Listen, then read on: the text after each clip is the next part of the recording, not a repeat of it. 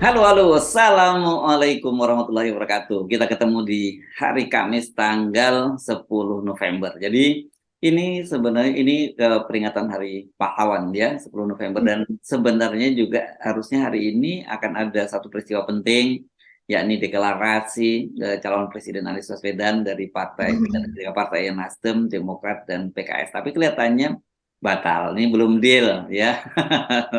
Nah, kenapa ini belum deal? Mari kita bicarakan dalam obrolan di redaksi Forum News Network. Ini membaca berita di balik berita bersama saya Subun Arif. Dan saya Gibeta, senang sekali kembali menjumpai Anda di Hari Pahlawan yang penuh dengan Yes, semangat ini. yes, semangat dan di satu. Tapi bagi tim Anies, bukan lagi relawan Anies, mungkin kurang hari Pahlawan kali ini kurang bersemangat gitu ya, karena tadi itu masih belum final. Dan tapi kalau saya lihat bahasanya dari Demokrat maupun PKS tuh, mereka mencoba meyakinkan pada publik itu bahwa enggak, ini Ya. nggak akan batal lagi lah gitu. Ini hanya ada persoalan-persoalan detail yang harus mereka bicarakan. Itu yang saya tangkap ya. Makanya mereka menyebut udah 90% gitu. Walaupun saya sering ketika saya tanya udah 90% Mas, terus dia bilang ya 90%, tapi kan ada dalam politik 10% itu masih probability-nya gede juga. Kan? Iya, apa semangat mereka untuk mengajukan kadernya masing-masing untuk menjadi cawapres dari Anies itu kayaknya semangat banget Mas Herso, apalagi kalau kita Ya, ya, melihat ya, ya. video yang terakhir dari Jiwa Demokrat itu ya. Ya, ya, ya, ya. Ya, Demokrat kelihatan jauh lebih eager untuk mencalonkan AHY gitu, sementara PKS mau juga gitu, tetapi dia kelihatannya lebih bisa negosiable gitu. Kenapa? Karena kita tahu lah kalau kemudian Anies bisa jadi calon presiden dan PKS ada di dalamnya, ini efek elektoralnya terhadap PKS masih sangat besar. Nggak mau nggak mau seperti itu, tapi tentu saja di internal partai masing-masing itu ada dinamika sendiri yang masih berlangsung. Nah, di luar itu, saya kira yang menarik juga hari ini itu Mhm. Wakil Wali Kota Medan, Mhm. Aulia Rahman, itu bersama dengan Ketua DPD Nasdem Sumatera Utara, Gus Irawan, itu dan Ketua DPC ya. Kalau Demokrat, kalau Gerindra itu ya, sorry ya, Gerindra itu DPC ya, Medan itu akan dipanggil oleh Ketua Mahkamah Partai Habibur Rahman, ini berkaitan dengan foto Aulia Rahman, itu foto bareng dengan Anies Baswedan ketika kemarin ketemu di Medan. ini ini juga ramai, dan alasannya dia dimintain klarifikasi. Ini kita jadi ingat kayak Ganjar Pranowo kemarin, dan juga efek Hadi Rudiatmo ini dimintai klarifikasi oleh PDIP gitu kan. Kita tahu kemudian berakhir dengan kalau Ganjar dengan teguran lisan, tetapi efek Hadi Rudiatmo dengan teguran yang sangat keras dan terakhir. Itu ya Mbak ya, soal pencapresan. Jadi ini banyak orang yang jadi korban nih selama pencapresan ini. Bagaimana dengan Aulia Rahman ini? Karena penjelasan dia bahwa dia nggak sengaja bertemu itu. Itu kan memang tempat umum ya, tempat Mhm. bukan, artinya bukan ada Anies bikin acara di sebuah hotel dan kemudian dia datang, tapi itu tempat umum, tempat makan durian di Medan itu kan. Nah ini saya agak, rumahnya saya udah lama nggak ke Medan, saya nggak tahu nih ada tempat yang baru. Kalau dulu kan terkenal durian ucok gitu biasanya kita ya. Ini si Bolang, ini kelihatannya tempatnya lebih bagus. Nah, Anies ke situ, dia bertemu, dan kemudian katanya ketika mau menjelaskan, ketika dia mau pulang, dia berpamitan dengan Anies Baswedan, dan mereka sempat foto. Foto ini katanya rupanya dimuat di medsosnya Anies Baswedan, dan itu kemudian jadi geger gitu, diminta penjelasannya. Tapi sebenarnya buat kita bukan soal ininya, tapi memang itu harus diakui, kemarin kunjungan dari Anies Baswedan ke mana, ke Medan, itu cukup mengagetkan. Memang itu mengagetkan. Kan kemarin kita udah bahas bahwa Medan ini dan Sumatera Utara itu basisnya PDIP dan Gerindra ya. Karena kursinya yang terbanyak di DPR itu kan, DPRD Medan itu Gerindra dan PDIP, dan Mhm. kebetulan wali kotanya itu juga pasangan dari PDIP dan Gerindra ya, mantunya Pak Jokowi kan gitu. Mhm. Kan Ya. jelas dong, ini kan pasti tamparan buat Bobi juga. Pasti dia juga akan sulit menjawab pertanyaan mertuanya, bagaimana kok bisa di Medan rakyatmu malah berbondong-bondong mengeluh-ngeluhkan Anies, padahal kan kalian udah tahu bahwa saya tidak mau Anies jadi presiden. Pas kira-kira begitulah ini.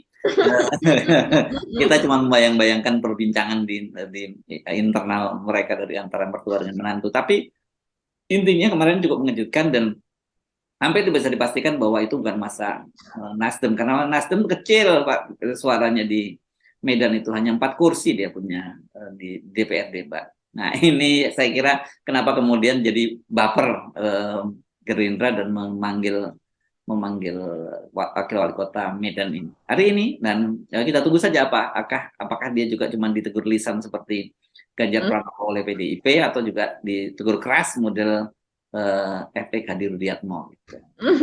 Iya, kalau saya lihat sih sebenarnya itu ya mungkin terlalu apa ya, lugu mungkin saya ya. Tapi kalau menurut saya itu tidak masalah sih Mas Hersu, ya seharusnya Iya, iya. kalau seandainya dia sampai dipanggil seperti itu untuk sesuatu hal yang itu kan bukan statement ya, bukan statement bahwa saya mendukung Anda begitu, hanya sekedar berfoto dan kemudian juga kalau melihat alurnya sangat mungkin di Medan itu kita untuk bertemu dengan seseorang ketika kita berada di tempat yang memang itu tempat keramaian yang menjadi pusat kunjungan begitu, dan Place to go gitu ya. place to go yang top venue berapa misalnya, kan kalau di setiap kota tuh ada 5 tempat yang favorit misalnya kayak begitu.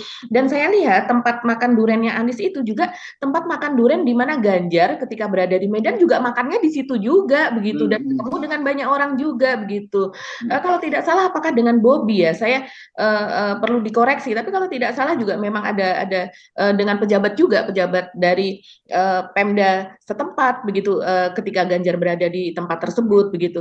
Dan kalau seandainya kita melihat Anies secara tidak sengaja bertemu seperti itu begitu ya, terus kemudian berfoto, saya bisa bayangkan kalau seandainya begitu tidak sengaja bertemu dengan bukan si wali kota, Bapak Wali Kota Medan ini, tapi dengan wali kota Medan ya, misalnya tidak sengaja bertemu dengan Bobby, terus kemudian halo Mas Bobby misalnya kayak begitu kan, atau Bang Bobby, kemudian mereka kemudian salaman, ada yang memfoto, kemudian bertemu, apakah juga Bobby akan dipanggil ya gitu. Kayaknya itu kan adalah sesuatu, karena kita tahu Anies ini tidak hanya sosok Anies ya, yang lain juga Ganjar misalnya. Kan malah di banyak acara itu mereka dipasang-pasangkan. Belum lama ini mereka juga ada di sebuah acara, kemudian ada Anies, ada Ridwan Kamil, kemudian ada Sandiaga, terus kemudian ada yang lainnya juga begitu, dan mereka ada di satu panggung gitu, mereka bertemu, itu kan layaknya seperti itu gitu loh Mas Hersu gitu.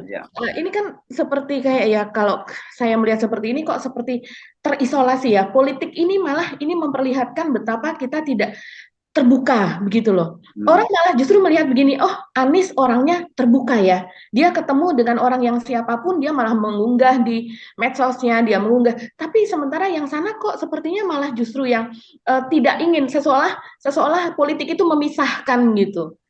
Kalau saya sih melihatnya justru begitu Mas Hersu, itu malah justru sesuatu yang beda dengan Ganjar. Kalau Ganjar kan dia ditanya bahwa apakah Anda siap, dan dia bilang ya saya siap, sebagai kader saya siap, apalagi untuk bangsa, untuk negara.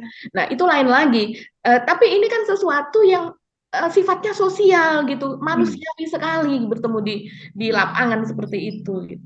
Ya.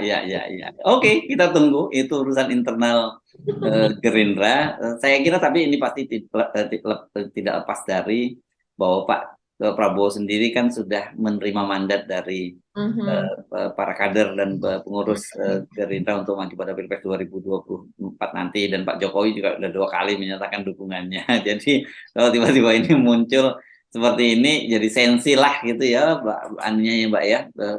Kira-kira ya, tapi kan Pak Prabowo juga harus ingat bahwa kalau memaknai Pak Jokowi itu juga bisa kebalikannya. Jadi harus jangan diinget-ingetin. Ya, Pak Prabowo pasti tahu lah, saya kira. Maksudnya jangan sering diinget-ingetin Mbak yang begini-begini ini. Bahaya nih. Oke. Pada hari Kamis ini itu musyawarah rakyat, yaitu Musra, yang dipimpin oleh Budi Aris Setiadi, yaitu kalau tidak salah mereka mengklaim bahwa Musra ini adalah merupakan gabungan dari relawan-relawan Jokowi, mungkin sampai 9 atau berapa gitu jumlah relawan yang bergabung di dalam musyawarah rakyat ini, dan mereka akan ketemu dengan Pak Prabowo nih hari ini Hmm, di hmm. Kertanegara di kediamannya Pak Prabowo katanya jam 1 siang begitu. Nah, itu menarik juga itu. Ya, karena rupanya pada musra di Palembang kemarin Pak Prabowo menjadi capres favorit menurut musra gitu. Menurut kan mereka mengedarkan semacam pertanyaan kepada yang datang pada acara musra tersebut dan kemudian hasilnya demikian. Ya Nah, ini rakyatnya relawan Jokowi lah ya. iya, betul. Nah, 2 hari yang lalu mereka juga ketemu dengan Pak Erlangga, mengatakan bahwa Pak Erlangga itu selalu masuk ke dalam nama 3 besar dari cawapres, bukan capres kalau Pak Erlangga. Jadi di dalam musra itu nama Pak Erlangga selalu masuk ke dalam 3 besar cawapres dan itu dilaporkan kepada mereka. Nah, kalau menurut Mas Hersul, ini ada apa juga ya? Musra jadi kayak Pak Jokowi ya. Pak Jokowi kan kalau ketemu dengan Pak Erlangga mendukung Pak Erlangga, ketemu Pak Hmm, Prabowo mendukung Pak Prabowo, hmm. ketemu dengan yang lain juga mendukung yang lain gitu. Sementara musra ini juga mereka rupanya safari kepada para calon capres dan cawapresnya. Ini fenomena apa nih Mas Hersu ya? Ya, ya. Tapi saya kira sebenarnya Musra ini udah kehilangan kehilangan esensinya dari tujuan utamanya gitu kan. Mhm. Tujuan utamanya ini kan sebenarnya justifikasi gitu bahwa rakyat itu masih menghendaki Pak Jokowi untuk maju lagi sebagai calon presiden 3 periode. Sebenarnya kan itu ide Mhm. dasar ide awalnya Musra itu Iya, kan betul. sesungguhnya. Tapi Mhm. sekarang kemudian jadi itu seakan kehilangan kehilangan arah dan Mhm. sebelumnya sebenarnya mereka sempat juga Anda ingat tentu Pak menjelang pertemuan di mana di Borobudur ya pada waktu itu ya. Mhm. Iya. Kan mereka sebenarnya udah siap-siap juga untuk deklarasi Mhm. Ganjar sebagai capres, tapi tiba-tiba ditarik lagi, direm lagi oleh Pak Jokowi yang minta agar ojo ke susu gitu. Nah ini dari sejak itu jadi sebenarnya mereka sendiri juga mengalami kebingungan, tetapi tetap saja bahwa mereka ini tentu saja karena mereka menyebut relawan Pak Jokowi ya mereka itu apapun keputusannya itu Mhm. walaupun mereka sudah ketemu siapapun juga nanti begitu Pak Jokowi bilang ojo ke susu atau balik lagi gitu ojo kebablasan ojo belandang kalau istilahnya siapa Pak Bambang Pacul gitu ojo belandang ini balik lagi pasti mereka akan balik kanan lagi ketika Pak Jokowi Mhm. menyatakan balik kanan. Saya kira itu Mbak, jangan terlalu serius Mhm. lah lihat lihat musra ini gitu. Itu saya kira itu Mhm. bagian dari proses itu termasuk gerakan pemasangan baliho di mana-mana ucapan terima kasih Pak Jokowi itu kan bagian dari saya kira itu Iya. bagian dari Mhm. paket yang sedang mereka jalankan gitu. Iya, iya betul Mas Hersu. Nah, yang selanjutnya nih Mas Hersu, yang menarik dari Gerindra selain tadi juga wakil wali kota ya akan dipanggil. Ini kader Gerindra, Bang Desmond J Mahesa nih ya, dulu Hmm. kita kenal dia sebagai aktivis. Ini menarik banget loh pernyataan dia yang ketika menanggapi permintaan dari PDIP yaitu dari Ahmad Basarah yang meminta agar pemerintah meminta maaf dan kemudian merehabilitasi nama eh, Pak Karno gitu, presiden pertama kita, Bung Karno. Setelah ini kan rentetannya adalah dengan kemarin Pak Jokowi ketika dia menegaskan kembali bahwa setelah dicabutnya TAP MPR tahun 67 tersebut di masa Bu Megawati ya, dicabut di Ya, masa tahun Bu 2003 itu tahap Megawati nomor tahun satu ya. 2003. Hmm. Jadi pada waktu itu kan sempat rame. Jadi pencabutan itu dilakukan oleh anak Pak Karno, istilahnya begitu kan. Dia mencabut apa yang selama ini distigmakan kepada Bung Karno. Dan kemudian juga sudah mendapatkan gelar pahlawan nasional di masa Pak SBY tahun 2012. Tapi untuk saat ini kemarin kita lihat bertepatan dengan dianugerahkan 5 gelar pahlawan nasional, salah satunya adalah kepada dokter pribadi dari Bung Karno yaitu HR Soeharto. Kemudian Pak Jokowi kan kembali mengatakan bahwa Bung Karno itu adalah pahlawan gitu, tidak ada istilahnya sudah tidak ada keraguan lagi soal itu. Nah, kemudian itu diikuti kan Mas Hersu dengan pernyataan dari Ahmad Basarah yaitu salah satu petinggi dari DPP PDIP yang mengatakan bahwa PDIP mereka minta supaya pemerintah melakukan permintaan maaf atau rehabilitasi kepada nama Soekarno. Nah, kemudian ini ada jawaban dari Desmond. Desmond ini kita kenal ini nggak main-main juga loh, Bang Desmond Mahesa ini adalah wakil ketua Komisi 3 dan dia juga adalah wakil ketua Dewan Pembina di DPP Gerindra. Hmm. Dan jawabannya ini cukup telak ini Mas Hersu. Saya Ya baca gimana gimana gimana. dia mengatakan demikian. Jadi Bang Desmond ini mempertanyakan tudingan bahwa bahwa soal Ahmad Basarah yang soal meminta maaf itu dan menganggap bahwa itu perlakuan tidak adil negara kepada Bung Karno kan demikian. Dia menjawabnya seperti ini. Pertanyaannya sekarang pemerintahan siapa? pemerintahan Soekarno kan sekarang habis itu negara disuruh minta maaf sama Soekarno. Dari mereka untuk mereka. Kentutnya mereka semua, kata dia begitu. Jadi di dalam pandangannya Bang Desmond, ini tentunya kita tidak bisa lepas. Dia mengatakan itu kan di gedung DPR begitu ya. Tentu dia sebagai anggota legislatif dari Gerindra dalam kapasitas juga selain sebagai anggota DPR juga sebagai orang Gerindra begitu. Jadi dalam pandangan dia yang sekarang ini yang memerintahkan juga dari keluarga Soekarno itu karena Pak Jokowi adalah juga sering disebut sebagai petugas partai oleh Ya. Bu Mega begitu ya. Dan kemudian meminta maaf. Jadi untuk mereka kepada mereka. Nah, ini yang menarik sekali. Ini sampai ramai Mas Hersu. Banyak sekali yang menanggapi ini. Ya. Ya, ini saya makanya itu konten itu juga ya, saya bahas bersama dengan Bung Rocky Gerung karena saya sendiri juga bingung kenapa kasus ini diungkit-ungkit lagi gitu, karena sebenarnya selesailah persoalan Bung Karno, apalagi untuk anak-anak sekarang yang jauh dari mereka nggak mengenal sejarah, bahkan mereka nggak ngerti sama sekali soal itu. Jadi kalau ada kekhawatiran bahwa masih ada stigma buruk terhadap keluarga Bung Karno, ya nggak lagi kan buat mereka nggak tahu kok, bahkan banyak yang tahu tentang Bung Karno, mereka tahunya Ibu Megawati tahu, Mbak Puan tahu kan, mereka begitu. Jadi ya untuk apa lagi, karena seperti Anda sebut tadi, dia sudah jadi zaman Pak Harto pun sudah diangkat jadi pahlawan proklamator, sekarang kemudian zaman Pak SBY udah pahlawan nasional, jadi ya sudah clear mestinya gitu. Jadi nggak perlu lagi lah yang begini-begini itu diributkan lagi. Yang justru yang kita bahas tadi itu kenapa juga kalau kita lihat rentetan polemiknya ini kan dimunculkan oleh Pak Jokowi duluan gitu loh. Jadi apakah ini bagian dari upaya kan yang kita selalu sebut, Pak Jokowi itu menjadi semacam memberikan permen lah kepada keluarga Ibu Megawati karena ketegangan hubungan di antara mereka. Dan kemudian kita kemarin membahas apakah mungkin mereka ada semacam rekonsiliasi gitu di antara mereka, tapi dengan tidak melibatkan Ganjar di situ, tapi dengan pemain baru Pak Prabowo kan gitu, yang kita yang kemarin kita bahas gitu Mbak. Iya betul, saya juga terheran ya. Ini ada apa ya kira-kira kok sampai detail sejauh ini begitu ya. Ini kan kita juga terus kemudian juga ingat yang sebelumnya ini kan hubungannya dengan Bung Karno yang dianggap menurut TAP MPR tahun 67 itu adalah melindungi organisasi PKI itu. Dan kemudian kita juga masih ingat bahwa sempat ada meminta agar pemerintah juga ada kelompok tertentu yang meminta agar pemerintah meminta maaf kepada PKI dan sebagainya. Dan itu itu masih tetap disuarakan begitu Mas Hersu sampai sekarang.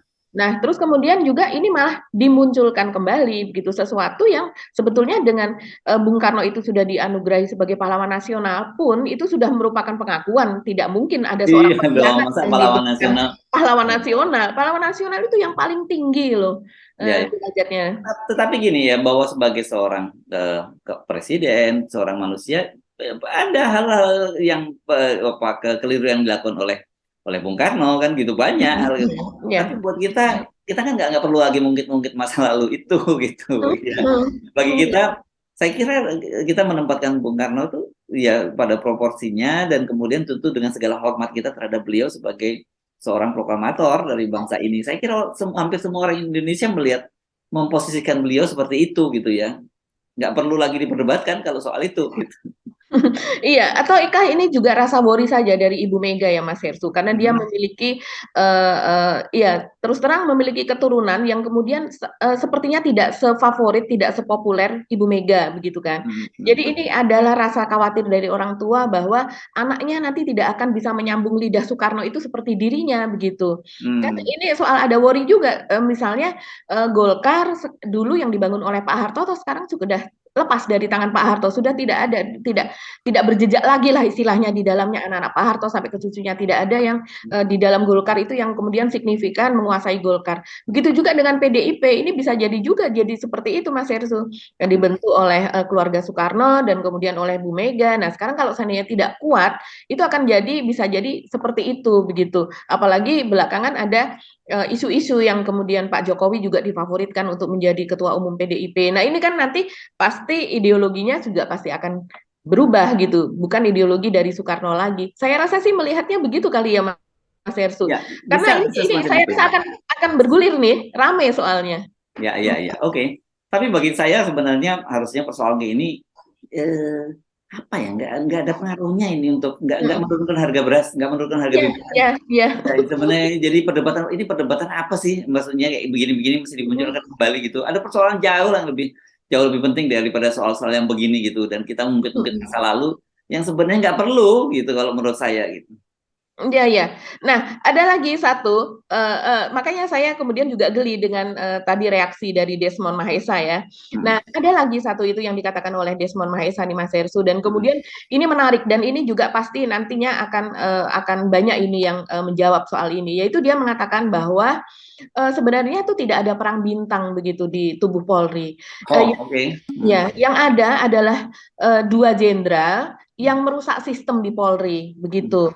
Dan kemudian dia juga mengatakan apa ya, dua mantan Kapolri yaitu Tito Karnavian dan Idam Aziz menjadi sumber masalah dari bobroknya sistem internal di Polri. Ini luar biasa. Biasanya kita mendiskusikan ini dengan tidak langsung menyebut nama gitu ya, hanya berupa Hmm. clue-clue dan Hmm. kemudian juga mengarah-ngarah ke sana. Tapi kalau ini langsung disebutkan namanya begitu. Jadi Dan tanpa kemudian tedeng aling-aling dia langsung menyebut nama ini ya. betul, tanpa tedeng aling-aling dia langsung menyebutkan nama ini dan kemudian kita juga masih kita masih ingat pada akhir Oktober berarti ya pertemuan Pak Listio Sigit dengan 7 orang mantan Kapolri. Nah itu Ya. disebutkan di situ bahwa Hmm. coba lihat saja itu bertemu dengan 7 Kapolri dan tidak ada dua nama itu, tidak ada dua mantan Nah, Kapolri kan itu pernah yaitu kita Pak. bahas ya waktu itu Iya, ya. iya, Kenapa? betul. Ya, dan ini pasti ada kaitannya dengan Satgasus kan ini ya, jelas. Betul, betul. Ya, ini dikatakan bahwa ya sekarang yang membentuk Satgasus siapa begitu. Yang membentuk Satgasus adalah Pak Tito dan Pak Idam dan kemudian itulah yang melahirkan Sambo seperti sekarang ini. Nah, sistem inilah yang kemudian menjadi rusak. Nah, Hmm. kalau saya sih melihatnya ini kenapa sampai terbentuk Satgasus dan sebagainya karena memang kita waktu itu pernah mendiskusikan juga dan pengamat juga banyak mengatakan ini bahwa karena memang ada orang yang sudah dibuatkan jalannya untuk menjadi the next Kapolri begitu kan. Ya, ya. Nah, Ya, dan tapi bukan hanya itu sebenarnya yang paling serius dari Mhm. Satgasus Merah Putih itu, satu bahwa ini kan kemudian dia ini dapat tugas-tugas khusus gitu Ya, ya, ya. pos dan yang persoalannya salah satunya itu tugas-tugas politik itu yang, nah ini kan dan itu berkaitan dengan bagaimanapun dengan rezim pemerintahan sekarang gitu dan Dan dengan 2024 nanti. nah, termasuk 2024, tapi kan sekarang sudah dibubarkan oleh Pak Listio Sigit kan Mhm, gitu ya. mhm, mhm. Karena kan ini tidak ada nomenklaturnya dalam dari anggaran dari pemerintah karena tidak ada nomenklaturnya di kepolisian. Jadi bagaimana untuk membiayai operasi-operasi itu? Itulah yang kemudian menyebutkan terjadi penyimpangan-penyimpangan sekarang. Jadi saya nggak Ya, terlalu kaget kalau Desmond kemudian menyebut bagian rusaknya itu karena di situ kan ada judi online, kemudian juga ada betul. narkoba, macam-macam lah di situ. Mhm, Untuk mhm. namanya ini dana-dana off budgeter ya, dana non budgeter yang harus mereka lakukan. Tapi menurut saya menarik ketika Desmond kemudian mengungkap ini dan langsung menyebut nama. Ini kan biasanya orang selalu menyebut-nyebut, termasuk kemarin tim staf khususnya Pak Listio Sigit selalu masih menyebutnya dengan kata kakak asuh gitu ya. Betul, Dan betul. orang sebenarnya tahu siapa yang dimaksud dengan kakak asuh itu, tapi Desmond secara terbuka ini menyebutnya gitu.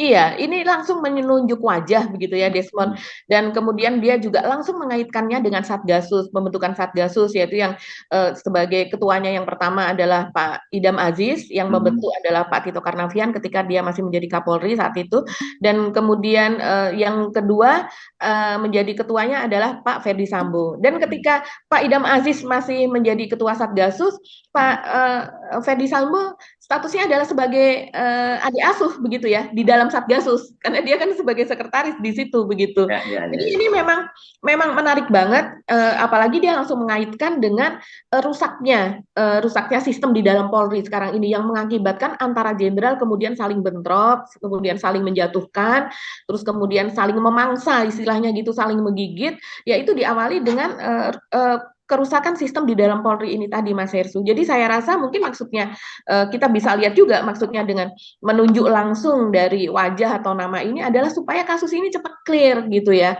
Supaya karena kan ini kan sebenarnya Pak Mahfud MD pun sebagai Menko Polhukam itu juga sudah paham ini sebetulnya, cuman dia kan tidak menyebut nama juga begitu kan. Dan Ya.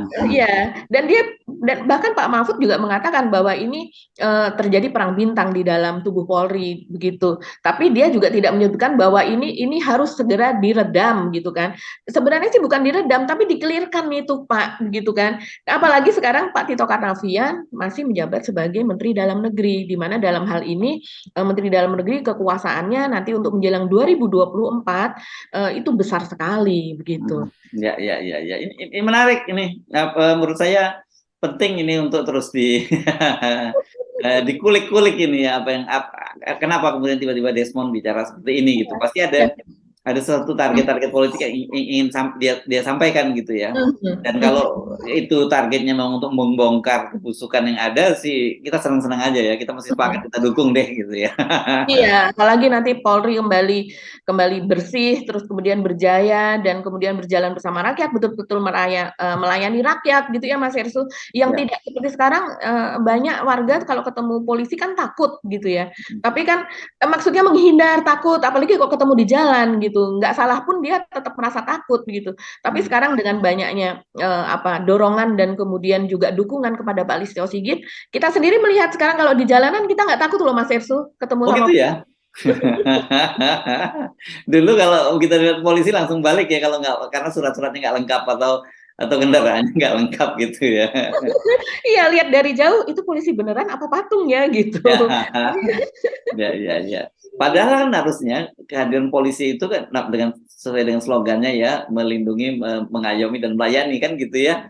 Jadi kan kita harusnya begitu ketemu polisi, wah merasa terlindungi, wah merasa diayomi, wah mesti nanti kita mesti di apa dilayani oleh polisi gitu. Nah, tapi yang terjadi orang justru menghindari polisi. Ini menarik karena memang apa ya, kalau kemarin kan kita memetakan ini ada klaster-klaster bisnis haram kan Polri. di Polri ini. Setidak-tidaknya yang sampai sekarang yang sudah mulai terlihat nyata itu ya satu, judi online itu yang sudah dideklarasi oleh Pak Listio Sigit untuk diberantas. Kedua, narkoba ini dengan mencuatnya kasus Teddy Minahasa. Yang ketiga sekarang soal ekstraktif industri ini termasuk tambang-tambang ini yang kalau menurut Pak Mahfud sebenarnya ini yang paling gede, karena kata Pak Mahfud kan kemarin ini bisa untuk membayar utang Indonesia dan juga menggaji orang setiap kepala di Indonesia 20 juta. Jadi kelihatannya lewat dong ini ya, judi online sama narkoba ya, lewat ya gitu. Betul, Nah, sangat lewat. belum lagi terus kemudian kalau soal bayar mau naik pangkat bayar, mau sekolah bayar seperti yang dikatakan oleh Pak Listio Sigit. Makanya kemudian muncul kemarin kasus-kasus kayak di Medan, kasus yang lain dan kita bahas. Kemudian kalau menurut saya yang nggak kalah seremnya itu, dan menurut saya ini bisa menggerogoti dari dalam Polri kalau nggak segera diatasi, soal perselingkuhan di internal polisi itu juga itu serem juga itu. Wah, kalau jangan dianggap sepele ya. Ini kan kasus-kasus yang mencuat itu menurut saya mengerikan, karena ada anak buah dengan istri atasan dan sebagainya kan. Ini berarti hierarki itu udah nggak dihargai sama sekali kan di situ Mbak gitu ya. Iya betul Mas Hersu. Tapi kalau seandainya kita sebagai rakyat nih yang ada di bawah begitu ya, saya memposisikan begitu. Saya juga memiliki beberapa teman gitu ya, yang keluarga polisi, istri polisi. Itu karena memang kalau tentara itu kan bertugasnya itu di perbatasan, kemudian dia di hutan dan sebagainya, yang seperti itu. Sementara kalau polisi ini dia juga mengurusi soal ya kita tahu night club, soal apa namanya tempat-tempat hitam begitulah ya, tempat perjudian gitu. Terus kemudian dia juga apalagi kalau serse dia mengintip dan sebagainya. Kadang dia harus terjun masuk ke dalamnya begitu sebagai bagian dari geng itu untuk mengetahui apa yang ada di dalamnya seperti itu. Dan kemudian juga mohon maaf, tapi itu sudah menjadi semacam apa ya, rahasia umum. Kalau rahasia umum berarti sudah bukan rahasia lagi, yaitu bahwa kalau seandainya ada tempat yang remang-remang begitu, itu pasti ada backingnya di belakang, dan di belakangnya adalah polisi begitu kan Mas Hersu. Dan kemudian juga ada tempat apa istilahnya ya, karaoke tapi yang karaoke plus-plus lah seperti itu gitu. Itu tidak akan kenapa bisa beroperasi sampai bertahun-tahun tanpa adanya ini dan kemudian ya sama-sama tahu bahkan pemiliknya pun menceritakan bahwa kalau saya backingnya di sini, backingnya di sini. Nah itulah Mas Hersu itu yang menyebabkan mental itu menjadi bobrok. Ya semua orang kalau seandainya makannya uang haram terus kemudian dia terjun dan setiap hari melihat sesuatu yang tidak pantas gitu untuk dia lihat, lama-lama itu kan jiwanya menjadi rusak ya itu sudah manusiawi sekali itu akan terjadi begitu dan akhirnya ya itulah yang terjadi tidak hanya kena kepada sang suami tapi juga kepada sang istri saya rasa sih seperti itu kejadian yang sehari-hari yang saya lihat gitu yang ada di sekeliling saya. Ya, ya, ya, ya. Oke. Ini perhatian ya dan kelihatannya dalam beberapa bulan ini kita kayaknya tidak pernah berhenti ya bicara soal polisi itu dan mudah-mudahan ini ya semacam kontribusi kita lah ya untuk terus menyuarakan hal ini karena tentu saja kita berharap bahwa lembaga kepolisian kita ini menjadi jauh lebih baik gitu ya. Oke Mbak, apa lagi yang topik yang belum kita bahas? Ini Mas Hersu, jadi kemarin kan kita membahas soal Pak Heru Lelono ya. Heru Lelono, yang kemarin yang Iya. nagih Pak Jokowi itu. Itu tadi Pak Jokowi lewat Hmm. Twitter, lewat medsos ya. Ya, ya, ya, ya, ya, ya. Terus kemudian Gimana tuh? betul. Terus kemudian ada penonton off the record itu Hmm. yang memberitahu, saya baca komentar-komentar di off the record dan kemudian Hmm. memberitahu bahwa ini yang dimaksud adalah Pak Agus Zamroni namanya. Hmm. Jadi katanya Pak Heru Lelono ini adalah nickname saja atau Hmm. semacam Hmm. alter lah apa nama alternatif gitu. Tapi nama aslinya adalah Pak Agus Zamroni. Kemudian saya cari di internet Pak Agus Zamroni ini bagaimana jejaknya dan ternyata memang ini beliau ini memang produsen atau dia ini adalah seorang pengusaha alat mesin pertanian yang cukup apa ya kreatif banget Mas Hersu. Jadi sebelum terjadinya peristiwa dengan Pak Jokowi pada tahun 2015 seperti yang dia ceritakan itu ya, itu tahun 2014 itu Pak Dahlan Iskan sudah datang ke tempat dia.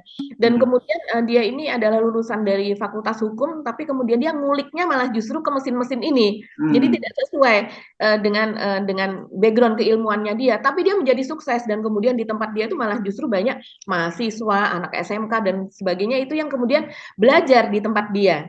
Begitu. Dan kemudian sebetulnya kemarin kan kita sempat mempertanyakan mana ya foto-fotonya ketika Pak Jokowi datang gitu ya tahun 2015 itu begitu. Kalau seandainya memang terjadi demikian, apakah ini hoax atau tidak yang dinyatakan itu begitu. Kemudian saya menemukan berita ini Mas Hersu. Jadi berita ini adalah pada tahun 2019. Jadi ceritanya pada masa Pilpres nih tahun 2019 ketika itu Sandiaga Uno masih menjadi cawapres dari Pak Prabowo dan kemudian dia datang ke Madiun ketemu dengan Pak Agus Zamroni ini yang kita kisahkan kemarin. Nah dia bercerita seperti ini. Saya bacakan saja ini sedikit Pak Agus Zamroni bercerita kepada Pak Sandi. Saya ingin cerita Pak Sandi, 2015 harapan kami luar biasa ketika Bapak Presiden RI Joko Widodo ingin meningkatkan produksi pertanian dan membutuhkan alat pertanian sebanyak 60.000 unit mesin pertanian. Kami pun didekati Bank Nasional untuk mendapatkan modal. Saya mendapatkan pesanan 1.000. Tawaran pinjaman pun saya sambut, namun dari 1.000 unit hanya 200 unit yang diambil. Jadi rupanya ada yang diambil tapi hanya 200. Jelas pemilik PT Yakya Inovasi Teknologi. Oh namanya itu. Jadi disingkat dengan ZIT. Dengan merek dagangnya adalah Zata. Nah terus kemudian menurut dia keberpihakan pemerintah kepada industri negeri itu masih kurang. Dia mengatakan seperti ini, apakah harga kebangsaan kita lebih rendah dari bangsa asing? Saya berharap Allah Subhanahu wa Ta'ala memberikan ridhonya kepada Pak Sandi agar cita-citanya terwujud. Jika Bapak terpilih, beri kesempatan kepada anak-anak negeri, produksi kami sudah masuk e-katalog dan bersertifikasi. Tolong utamakan produksi dalam negeri. Itu harapan dia Mas Hersu. Dan ini dia pegawainya, kalau saya lihat ya dari gambar-gambar, foto-foto yang tersebar di ini, dia ini salah satu yang berprospek loh Mas Hersu. Ini orang-orang seperti ini harus sangat-sangat kita dukung. Iya, Iya, betul. Seperti itu dia kata Sandi, ini saya bacakan saja kata Sandi begini. Dalam visi misi jika Prabowo Subianto dan Sandi insya Allah terpilih melayani masyarakat Indonesia, kami akan melakukan big push untuk industri pertanian dengan menggunakan alat-alat pertanian sehingga bisa mendorong 33% produksi pertanian kita dan 15% efisiensi. Nah, ayo dong Mas Sandi. Mas Sandi kan walaupun tidak menjadi wapres, juga tidak menjadi Menteri Pertanian, tapi kan tetap ada di pemerintahan, ya kan Mas Hirsu? Harusnya bisa ini dia mendorong itu, begitu. Ini semua konsumsinya karena menjelang kampanye semua, menjelang pemilu semua. Ya, janji politis Iya. Indonesia itu sulit, yang sulit kita beri. Janjinya Pak, seperti halnya juga janji Pak Jokowi. Jadi ini bukan hoax ya, ini Mbak ya Bukan soal. hoax. Bukan hoax. Ya, Tapi itu tadi saya masih berharap tuh Pak Sandiaga Uno tuh, ya ya oke. walaupun dia kan berjanji begitu ya ada di lingkarannya Pak Jokowi, begitu apalagi sekarang sudah muncul di medsos seperti itu. Kalau walaupun sudah di-mention Pak Jokowinya kalau seandainya mungkin tidak terlihat oleh adminnya ya Pak Sandiaga Uno lah bisa menyampaikan secara pribadi. Mhm. Oke, itu doa kita untuk Pak yang kita kemarin kenal namanya Hairul Anwar, ternyata namanya siapa? Ahmad Zahroni, Zamroni. Agus Agus, Zamroni. Agus Iya. Zamroni, ya. Tetap semangat Pak Agus. Mudah-mudahan bisnisnya makin berkembang terus ya. Kita nggak Amin. terasa, kita mesti ngakhiri perbincangan kita ya Mbak Agi ya. Mhm. Dan kita ketemu lagi besok di hari hari Jumat, dan Oke. tetap semangat ya, tetap menghadapi hari-hari yang kelihatannya semakin seru dinamika politiknya ini. Dan saya Hezbun Arif. Dan saya Gibeta, terima kasih atas perhatian Anda. Salam 0%. Salam Wassalamualaikum 0%. warahmatullahi wabarakatuh. Assalamualaikum warahmatullahi wabarakatuh.